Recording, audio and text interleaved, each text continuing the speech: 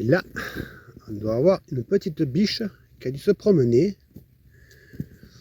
Ou un sanglier, mais je pense plutôt à une biche ça. Je sais pas exactement.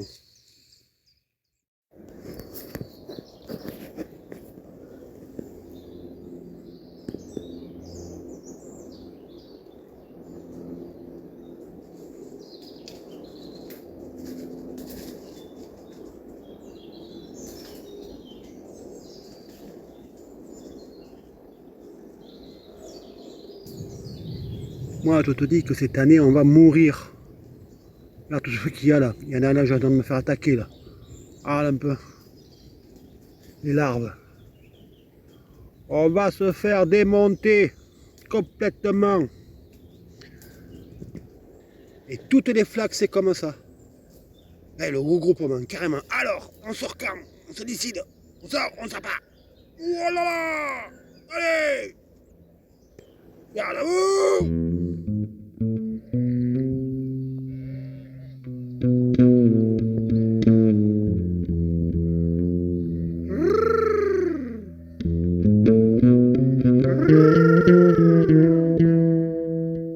Hey, hey!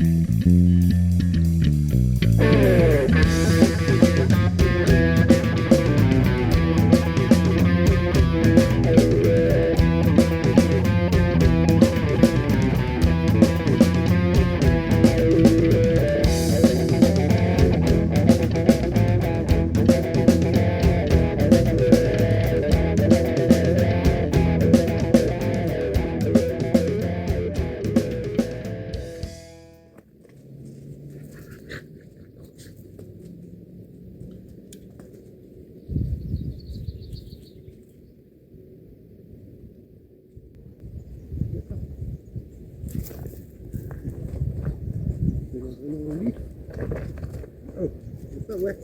Non, non, non, non, non, non.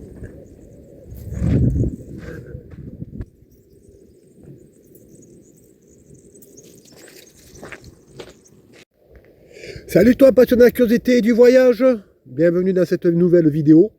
Comme le thème c'est se faire plaisir, donc mets-toi sur ton canapé, ceinture de sécurité, le grand écran et on va se faire une petite balade. Toi tu vas voir le paysage et moi je vais te filmer tout ça à toute allure. Bon visionnage.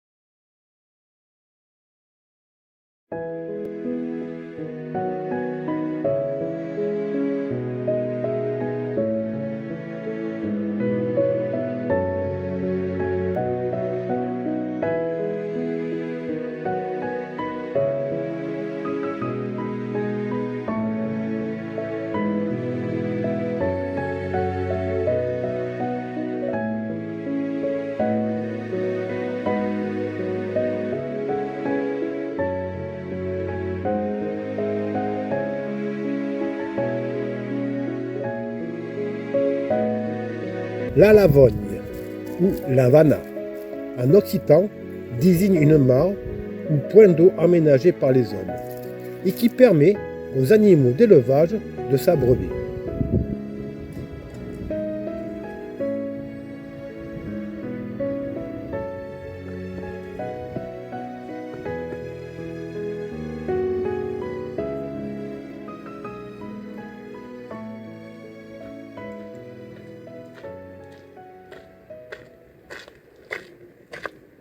Faut l'exciter pour qu'elle te ramène le bois alors.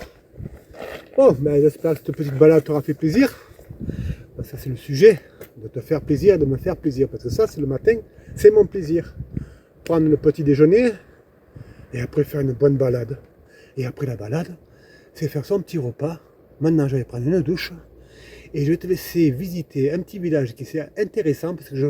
Ouais, bah, écoute, tu sais quoi? Visionne-moi ça. Allez, à toute allure.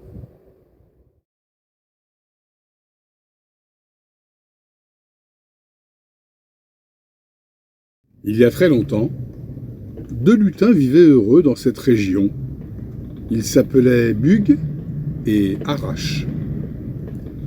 Ils étaient contents d'habiter un endroit si beau, mais il y avait un problème. Quand le vent soufflait fort, il emportait les coqs et les poules dans les airs. Les jours les plus venteux, il emportait même les cochons au-delà de ces terres. Alors, quand le vent entraîna même les vaches, les lutins décidèrent d'y porter remède. Ils allèrent demander du secours à Jupiter. Celui-ci bâtit pierre après pierre une montagne pour arrêter le vent et la nomma Bugarache, en mémoire des deux lutins. De nos jours, si quelqu'un te dit qu'il a vu une nef extraterrestre volante par-dessus Bugarache, tu peux être sûr qu'il s'agit d'un campeur qui a essayé de planter sa tente un jour de grand vent.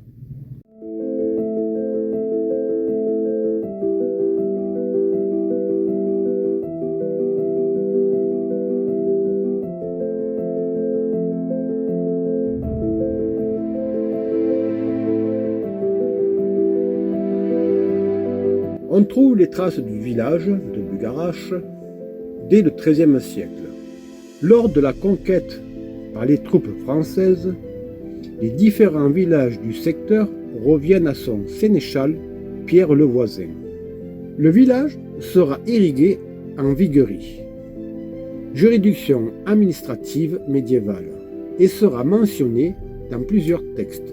En 1540, la seigneurie est vendue au seigneur périgordin, Antoine de Latte d'Espresse de Montpezat, alors gouverneur du Languedoc.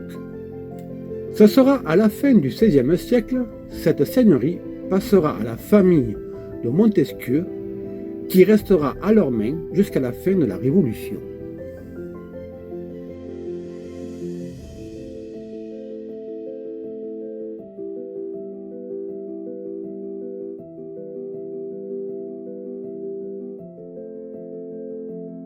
Durant les guerres des religions, le village de Bugarache et son château sont une base de galtinistes sénévoles. Bugarache, comme d'autres villages de la région, est le théâtre d'affrontements importants entre catholiques et huguenotes.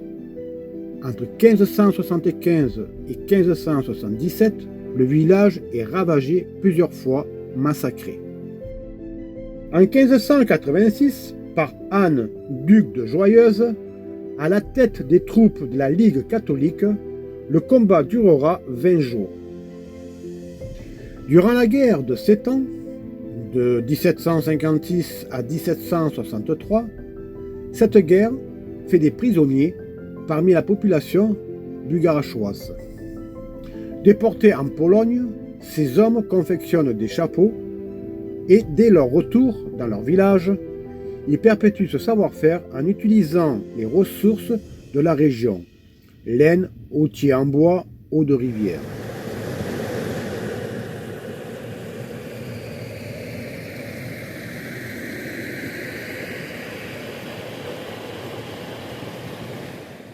Et c'est ainsi que naît l'industrie chapelière qui se déplacera sous le Deuxième Empire à Espéraza.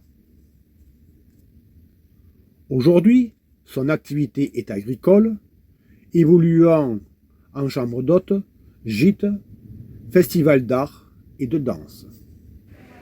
Après, on reviendra en mai. Mon petit repas de midi, petite salade de carottes râpées, émincée de poireaux verts, de verre de poireaux, pardon, olives, blanc de poulet.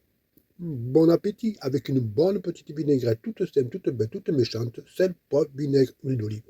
Allez.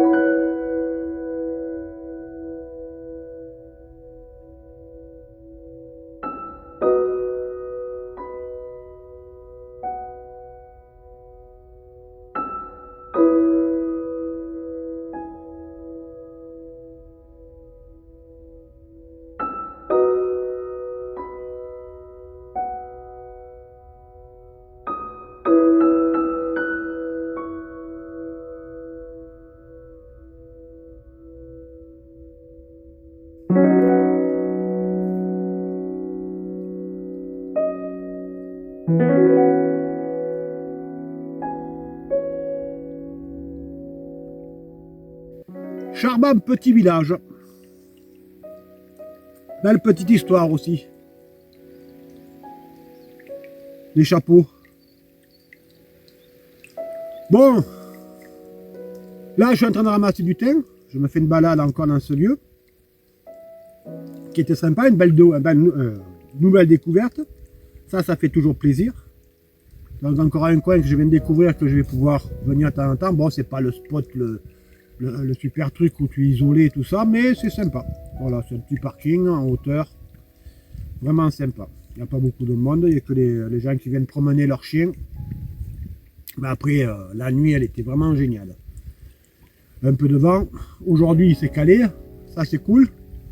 Donc, c'est pour ça que je me permets de me faire un petit plaisir de ramasser, de faire la cueillette du thym. Vous avez vu, hein, je ne coupe pas tout, hein, je fais bien attention. Et en même temps, c'est pour, comment on appelle ça, pour faire plaisir encore à une autre personne. Que là-bas, le thym, c'est là où elle se trouve, il y en a. Mais c'est pas pareil. Je peux te le dire en connaissance de cause. Ouais. Bon, entre deux de ce petit périple-là, je suis pas allé voir, bien sûr, ben, je suis retourné en Occitanie, hein, bien sûr. J'allais voir notre ami sicarien. Donc on a passé bien 10 jours, on a eu du beau temps. La preuve, c'est que j'ai pu mettre mon linge à sécher dehors, ce que j'adore, ça c'est aussi. Parce que quand tu t'habilles, là, tu as pris une bonne douche et puis tu mets quelque chose là, un t-shirt qui a séché au soleil, qui a pris l'air, ah, franchement, je peux te garantir que c'est autre chose que le sèche-linge. Franchement, le tissu, il est souple, c'est aéré, c'est excellent. C'est excellent. Et en même temps, ben, le fait que j'étais là, ben, on s'est fait des petits plaisirs. On s'est fait des petites grillades, sardines. On est allé visiter ce charmant petit village. Et en même temps, ben, je me suis fait un plaisir en lui faisant plaisir de l'aider à faire son petit...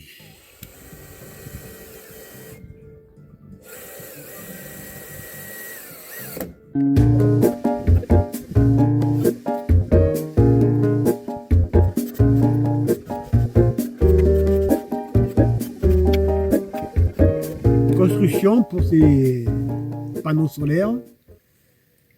Et j'espère que tu as fait ton branchement maintenant, que tu as ton 220 et ton 12 volts. Hein? Que ça s'est activé tout ça, que tu as reçu le reste de ton matériel, que tu as pu le faire. Donc si tu as ça, ben amuse-toi bien avec.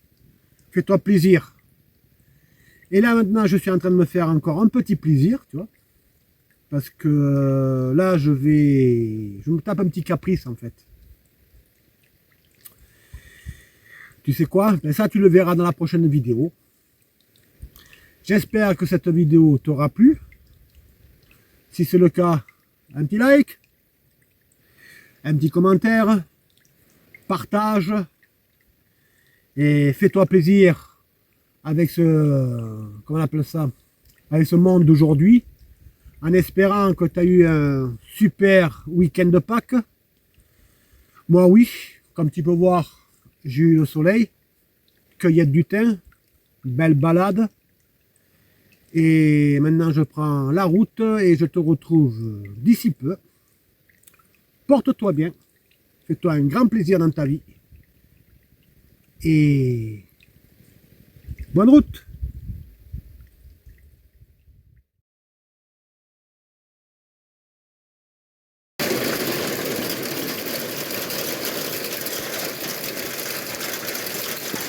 De la graille plus bleue.